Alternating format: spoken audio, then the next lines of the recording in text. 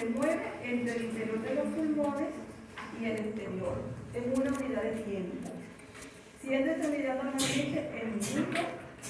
Su determinación se realiza mediante el producto del volumen corriente o la frecuencia respiratoria. Tenemos que un adulto sano, que siempre le pone 70 kilos, 70 kilos de peso, con una frecuencia respiratoria que va entre 12 y 15, si hacemos esta regla, su volumen corriente más o menos es de 500 a 600 ml, casi siempre tenemos de referencia a los 500, ¿no? Los 500 ml. ¿Cuál sería entonces su ventilación? Alrededor de 6 a 7 litros por minuto, ¿verdad? Ese es el concepto general cuando nosotros aplicamos esta fórmula. Y la ventilación alveolar es el volumen de aire que llega hasta la región de intercambio alveolar. O sea, que llega ahí a nuestros queridos alveolos, sería alrededor de unos 350 ml. Estos numeritos se los tienen que aprender lamentablemente. El 50, el 350, el 120, y cuando veamos las capacidades, las diferentes capacidades. Porque lamentablemente están en la etapa que se tienen que aprender. Eso es.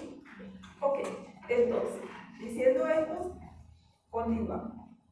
Sería unos 350 ml en el ciclo basal, multiplicado por la frecuencia, como decimos anteriormente, daría lugar a la ventilación alveolar o volumen minuto alveolar, estaría alrededor de 4,2 litros por minuto. La cantidad de aire inspirado que penetra por minuto en los alveolos pulmonares y participan en los intercambios gaseosos con la sangre es lo que conocemos como ventilación alveolar. Su valor está representado por la fórmula frecuencia inspiratoria o la diferencia entre el volumen corriente menos el espacio muerto respiratorio. Eso es lo que vamos a ir comentando poco a poco en las diferentes diapositivas que vamos a presentar. Bueno, aquí esta imagen la traigo porque vamos a ver aquí lo que pasa con la presión de CO2. La presión parcial del dióxido de carbono es la boca durante la respiración. Aquí va a haber una diferencia, va a haber un pequeño, si ustedes ven la meseta, ¿verdad? Aquí al final como que se eleva un poquito. Y este es el concepto que nos trae esta lámina de lo que va a pasar al iniciar la inspiración y al iniciar la expiración y la inspiración con los cambios de presión de CO2. Entonces, durante la inspiración, la presión de CO2 disminuye con rapidez cerca de cero. El primer gas expirado proviene del espacio muerto anatómico. O sea, lo primero que sale viene allí. Hay un gas que se va a quedar en el pulmón, pero no que, como les dije en la primera clase, no que se va a quedar conmigo por siempre, ¿no? O sea, con cada ciclo respiratorio ese gas va saliendo, va entrando otro que va a ocupar su lugar y así se va a hacer de forma continua durante toda nuestra vida. El primer gas expirado proviene del espacio muerto anatómico y por ende también tiene una presión de CO2 cerca de cero. Después de la exhalación, que botamos ese aire, de una mezcla de gas proveniente de los alveolos y el espacio muerto anatómico, o sea, lo que sale de lo que las células mandan, ¿verdad? Y sale por difusión al alveolo, se va a mezclar con este gas que queda allí en el espacio muerto y sale. El gas expirado es una mezcla proveniente de todos los alveolos ventilados. Todo lo que se ventila y saca el CO2 sale por la expiración.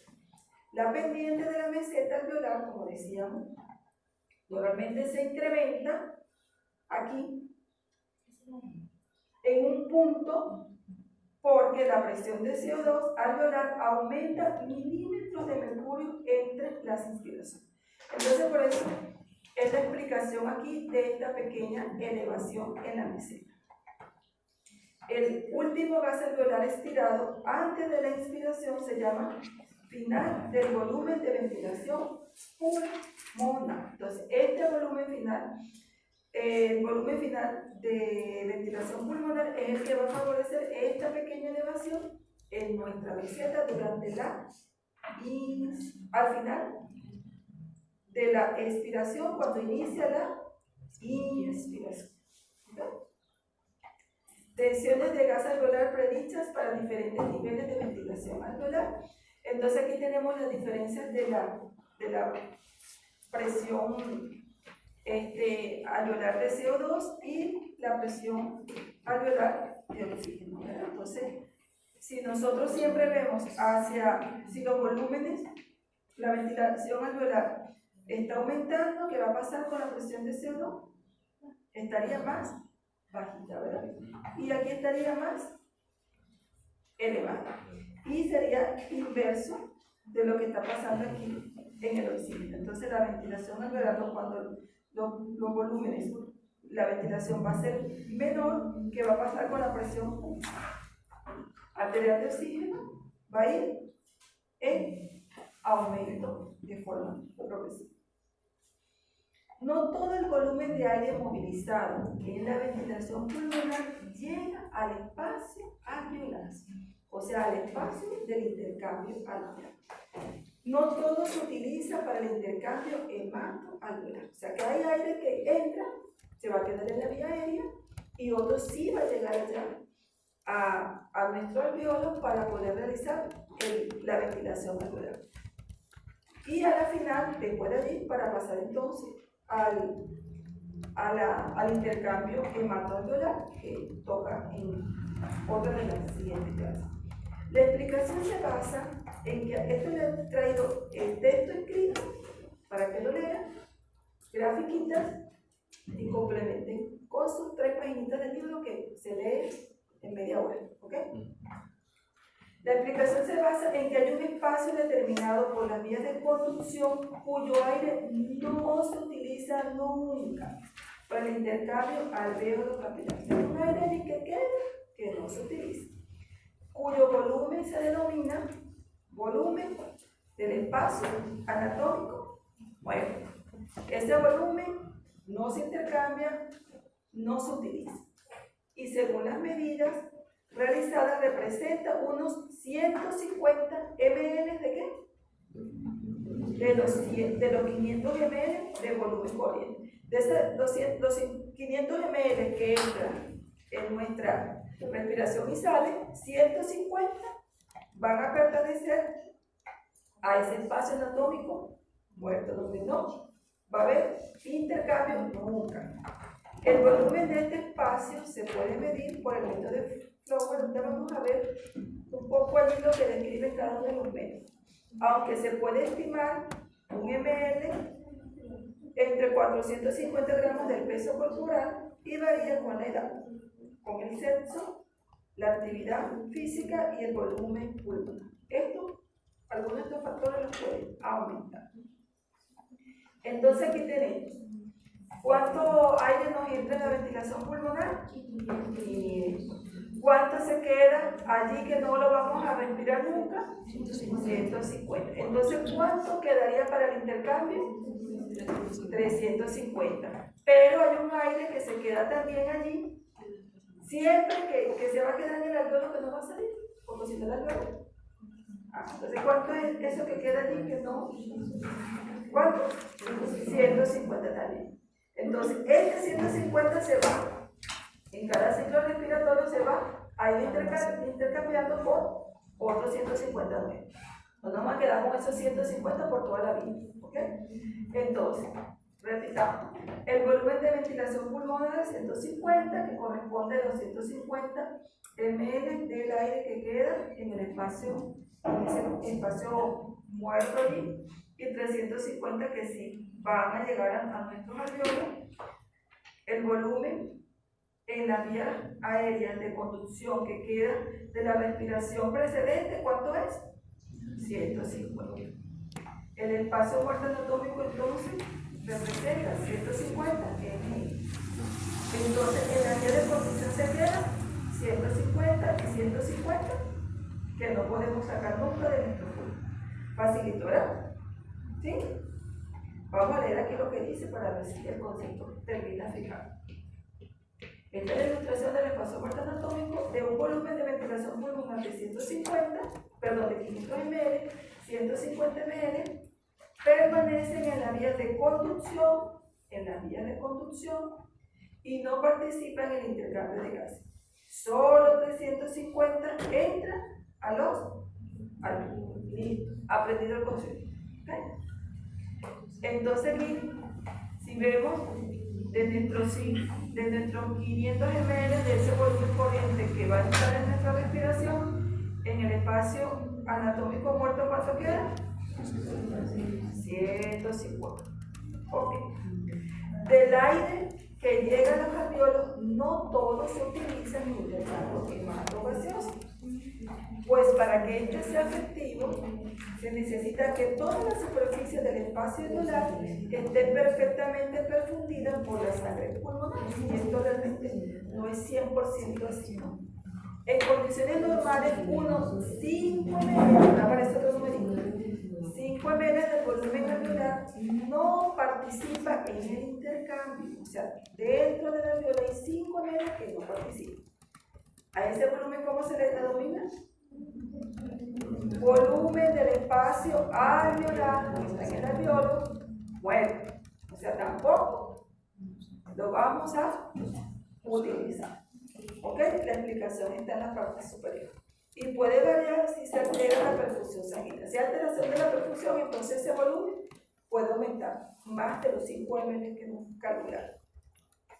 Entonces, la suma de ambos volúmenes. ¿De cuál es el volumen? Del volumen del espacio anatómico muerto y el volumen del espacio alveolar muerto se denomina volumen del espacio fisiológico muerto, que no lo vamos a utilizar en forma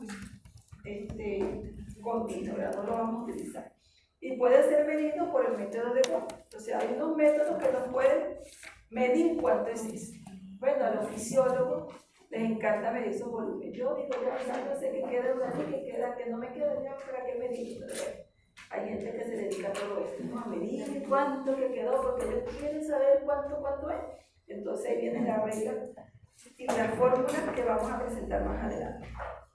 Con esta medida y considerando constante el volumen del espacio anatómico muerto, que se mantiene constante, ¿cuánto es el volumen del espacio muerto anatómico? 150. Podemos saber cuánto volumen alveolar participa realmente en el intercambio hemato-gaseoso. Entonces hay la fórmula para hacer eso. El volumen alveolar restante que participa en dicho intercambio es el volumen efectivo y de referencia en un litro. Entonces, de la resta que queda allí va a ser el volumen efectivo y a eso vamos a interpretar como la ventilación alveolar. O sea, ya quitándole lo que quedó en los diferentes espacios muertos, entonces, ¿qué es lo que me quedó? Es lo que entonces sí va a participar en la ventilación alveolar y eso es lo que va a pasar entonces. Pero siempre, como dice aquí, y refiere a un minuto, es la ventilación alveolar, que siempre será menor que la ventilación pulmonar. Ya dijimos por qué es menor, porque queda volumen en los espacios muertos. Entonces va a ser menor. Este concepto, si se lo pongo en medio mezcladito en el examen, ya si saben el concepto, no se van a confundir. ¿Okay? Por eso se le estoy dando así por cucharita. En texto y luego en dibujo. Entonces, la ventilación alveolar puede ser medida de forma indirecta, como les digo, ahí quiere saber cuánto es, pues. Entonces, de forma indirecta, por efecto de la fuerza de gravedad que se distribuye de forma diferente según las regiones pulmonares y la postura del sujeto, porque eso también varía. También puede modificarse por el metabolismo celular, dado que este modifica la presión parcial de CO2 y por lo tanto afecta la ecuación de la ventilación alveolar, como hemos visto anteriormente. Asimismo, la ventilación alveolar puede modificarse de forma voluntaria y por determinadas patologías. Entonces, aquí lo importante es que hay enfermedades que me van a alterar ese oxígeno que va a entrar, ¿no? O que va a salir a la larga, ¿no? Entonces el aire que debería salir no sale y el aire que debería entrar no entra. ¿Por qué? Porque falla El alveolo, el surfactante, la membrana, las presiones, algo falla y no se da. Cuando todo está bien, no pasa nada. ¿Okay?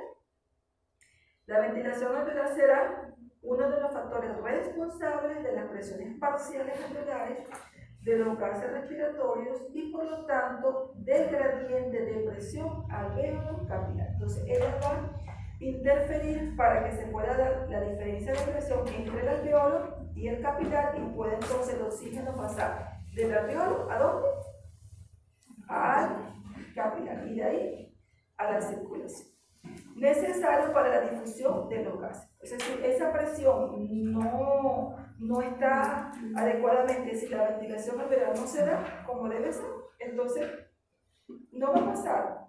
Tanto el oxígeno no va a entrar como el CO2 no va a salir en ese intercambio porque la presión no estaría de forma adecuada y la difusión no se estaría dando, ¿no? Y lo que queremos es que todo ese gas, todo ese oxígeno pueda pasar a la superficie de intercambio hemato gaseoso. Entonces, ¿cómo se mide el espacio anatómico muerto? Por el método de Frohman. El método de Frohman se basa en la premisa de que el aire contenido en las vías de conducción y que constituye el volumen del espacio muerto anatómico tiene la misma composición que el aire inspirado. ¿Verdad? Tiene la misma composición y por lo tanto será pobre en CO2. ¿Okay?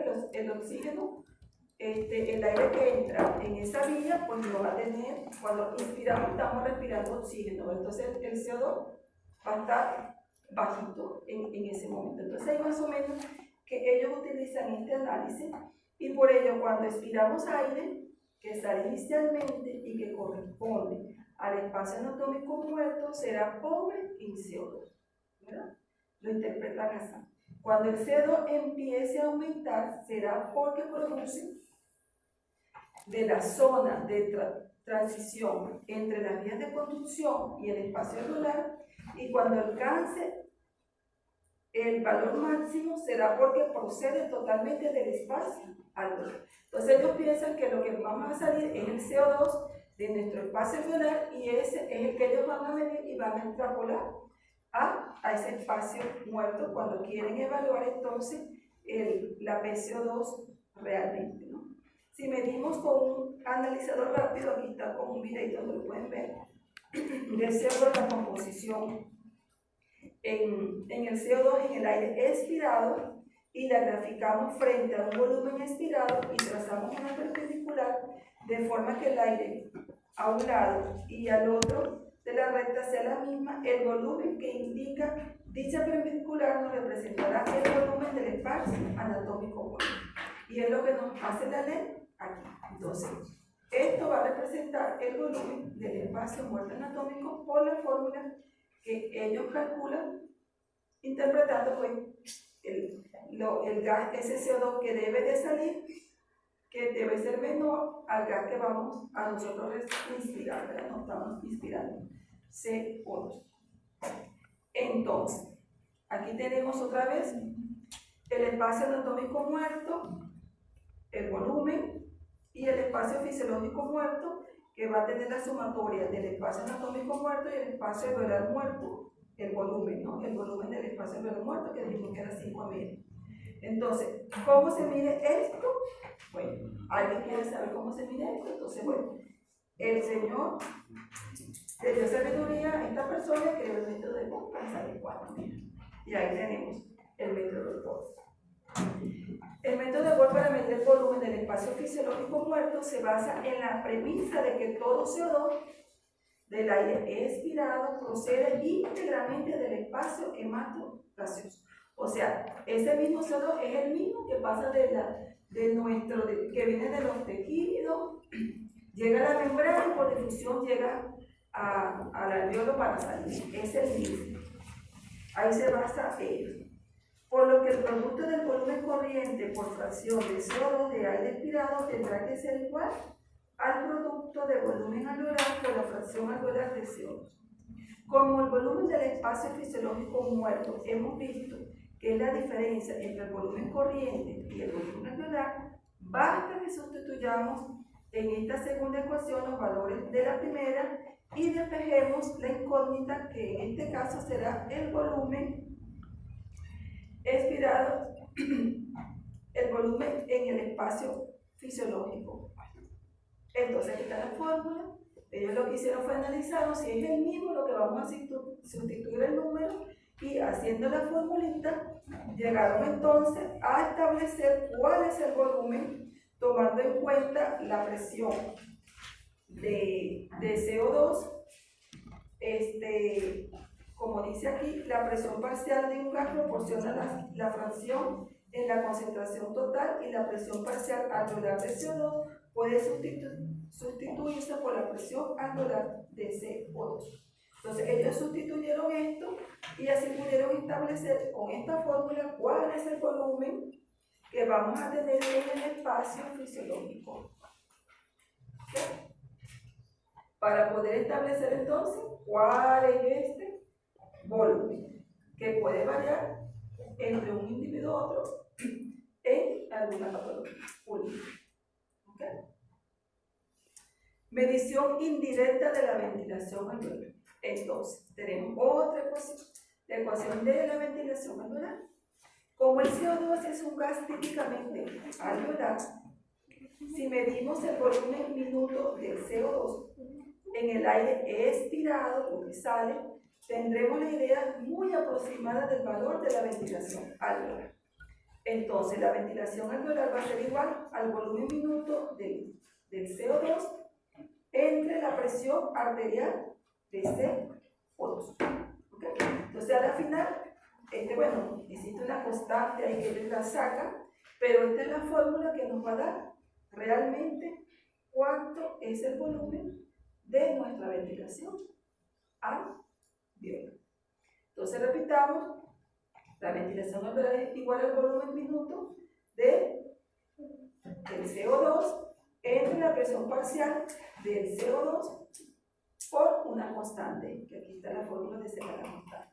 Esta ecuación es muy importante, pues nos indica la relación entre la ventilación alveolar y la presión parcial de CO2 en la sangre, suponiendo una tasa constante de producción de carbono metabólico. Así la ventilación alveolar aumenta, disminuye el carbono en la sangre, hiperventilación, o mientras que la ventilación disminuye, el carbono en sangre aumenta.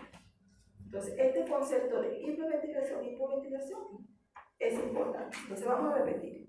Si la ventilación alveolar aumenta, disminuye el C. Entonces, hablamos de hiperventilación, ¿verdad? Porque está aumentando, ¿qué cosa? El oxígeno, la ventilación alveolar. Aumenta el paso del oxígeno. Mientras que la ventilación disminuye, no hay buen paso de oxígeno. ¿Qué pasa? El carbono en la sangre aumenta. Entonces hablamos de hipoventilación.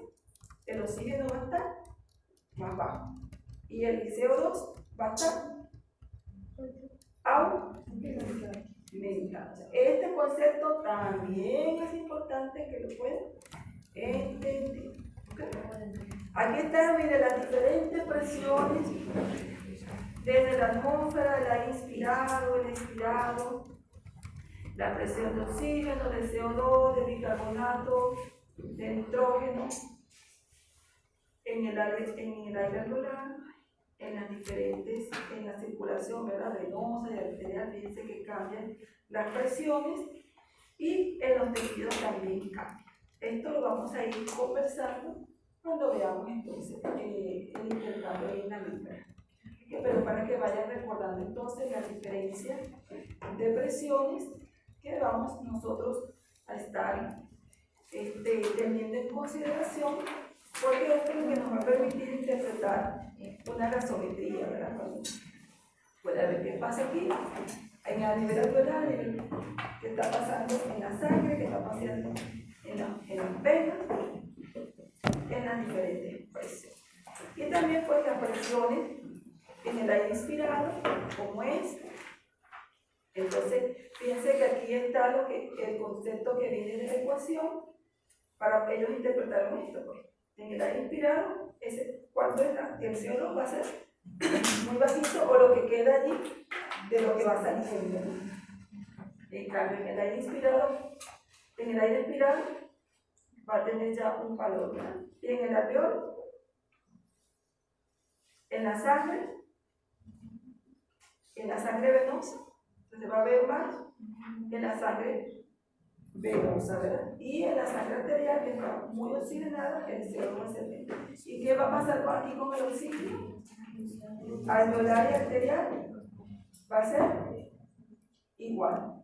Y en la venosa, porque tiene menos oxígeno y más. ¿Y qué va a pasar en el aire inspirado con el oxígeno?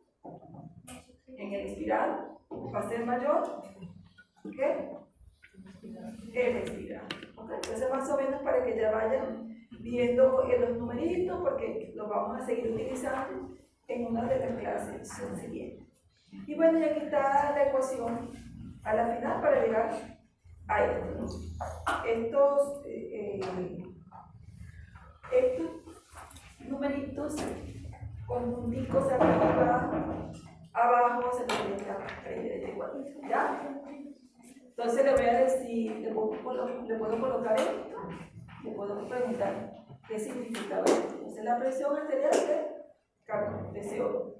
Presión inspirada de oxígeno.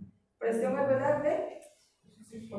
Porque estos lo vamos a ir utilizando en gases, lo vamos utilizando en el ventilador y de ahí vamos a ir ya comprendiendo eso. Entonces, cuando hablamos de ventilación alveolar, esta es la ventilación, la representación de la ventilación alveolar. Y bueno, que es la presión inspiratoria de oxígeno, va a estar dada entonces por la presión atmosférica menos que vendría siendo la diferencia, ¿no?, del oxígeno, del CO2 y la FiO2. Vamos a ver aquí arribita. Sí, 47. Y más o menos dice 46. Sí, más o menos ese número. Entonces, al final, recordar nuestra FiO2 de aire ambiente, 0,21, ¿verdad? Y esta sería la ecuación entonces de los gases. Con esto que se lo tienen que aprender. Hay factores que van a modificar la ventilación alveolar. Hay varios factores, aunque la composición del gas alveolar es muy constante, como ustedes ya han visto, pero hay factores que pueden modificar ese valor, ¿verdad? En condiciones constantes va a ser estable, pero si hay lesión en alguna parte, va a modificarse. Los cambios de posición la afectan. La fase digestiva también, esto se lo van a leer ustedes. El régimen alimentario también va a cambiar las presiones.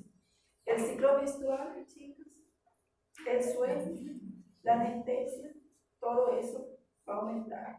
El lenguaje hablado, el ejercicio, la altitud, como mencionamos en la clase anterior, a medida que vamos aumentando en altitud, la presión barométrica va a ir disminuyendo, la FiO2 se mantiene igual y la presión de oxígeno va a ir disminuyendo.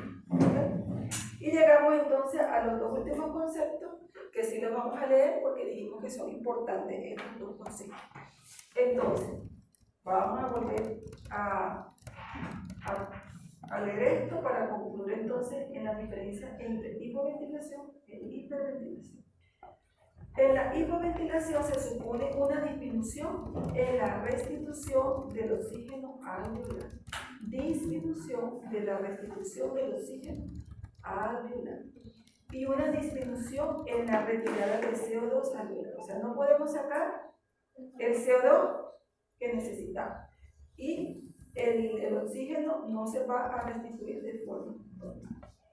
Entonces vamos a ver una disminución de la presión arterial de oxígeno y la presión alveolar de oxígeno. No obstante, la saturación de oxígeno por la oxihemoglobina no baja tanto. Y ese es el concepto que también tenemos que ver. De repente el paciente se baja la saturación, está hipoventilando, pero la saturación cuando uno la toma en el pacientito, sí bajó unos puntitos, pero todavía el paciente se mantiene tratando de compensar allí. Pero va a llegar un momento donde esa compensación ya no va a ser y ya la saturación francamente va a bajar a rangos ya patológicos, ¿no? Dependiendo si estamos en lectura o acá. Entonces, se acumula el CO2, lo que aumenta la presión arterial de CO2 y la presión parcial de CO2, determinando la aparición de una acidosis respiratoria, justamente lo que no queremos que pase, ¿no? Pero el organismo trata de compensar, ya no puedo, el intercambio no se da bien, el CO2 se me está quedando, como dice aquí, una disminución de la retirada del CO2, el CO2 no está saliendo, se está quedando, entonces se produce en el organismo una acidosis respiratoria, que da origen a la hipercapnia. Entonces, cuando estamos en acidosis respiratoria, el CO2 aumenta y da los síntomas clínicos, somnolencia, confusión mental. Por eso cuando el paciente está con deterioro neurológico, el paciente está mal, está mal. Un paciente que está hipoventilando con deterioro neurológico a punto de fallecer con que.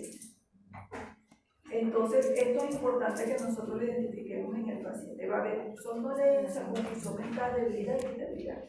Una presión parcial de CO2 de 44 mililitros de mercurio indica una hipoventilación. Entonces, cuando veamos los gases, vamos a ver los rangos, pero ya este rango no quiere decir que el paciente está hipoventilando.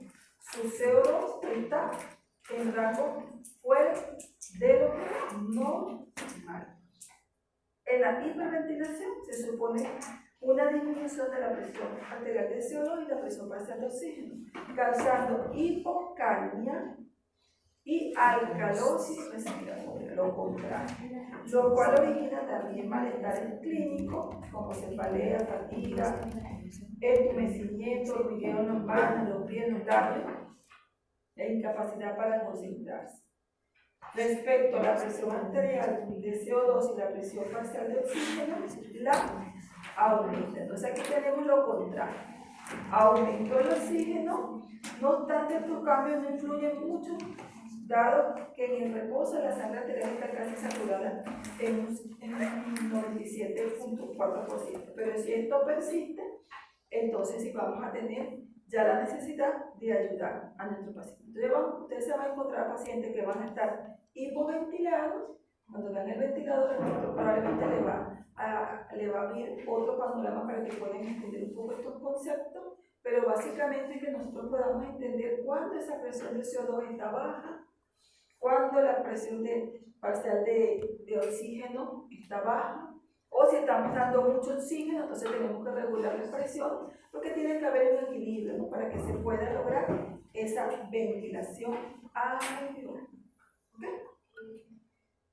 Bueno, ahora descansen un ratito, prepárense para su práctica.